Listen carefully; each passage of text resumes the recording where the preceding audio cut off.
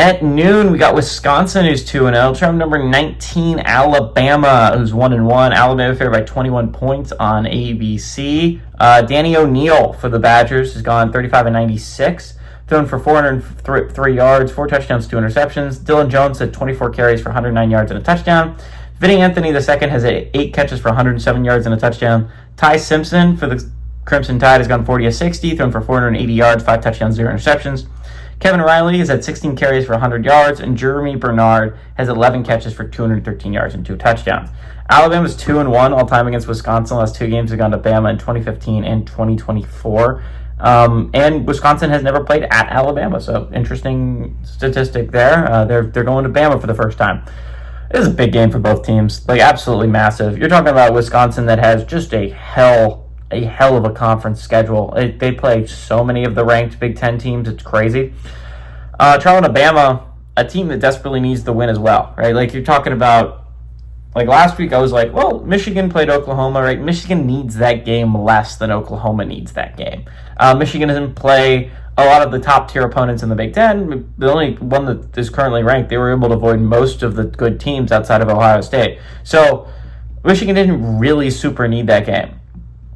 Wisconsin super needs this game. You're talking about a team, if they want to compete for a college football playoff spot, which their goal at Wisconsin is to always do that, right? You got to go on the road and beat Bama. I mean, like that's like something you got to do if you're Scotty. You look at your conference schedule, you cannot afford to pick up a loss out of conference because that means you can only lose 1 game in conference. And with that hell of a conference schedule, I don't know if that's possible. Talking about Alabama's side of things, you can't lose this one because then you're 1-2 out of conference play.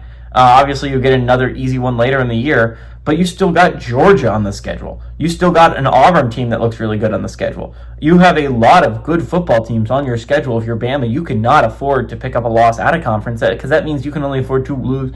You can't afford to lose any games in conference and hope to be at an at-large team. So it's just like you can't lose this game if you're Bama. You can't lose this game if you're Wisconsin. I think what's really interesting is the quarterback situation for Wisconsin. They might be getting Bailey Edwards Jr. back, which would be a big get for them. Danny O'Neal has done a solid job in his one start and most of the first game against Miami, Ohio. But it was mostly what he was asked to do is not turn the football over and not make big mistakes. If they're going to beat Bama, they need Billy Edwards to be healthy. I think he will be. I think that they kept him out last week as a precaution, so he could be healthy for this game. All that being said, I think the Crimson Tide I'm still not completely sold on the fact that Crimson Tide will not be a college football playoff team. Right? That one loss to Florida State isn't looking all that bad now. That Seminoles team looks pretty damn good.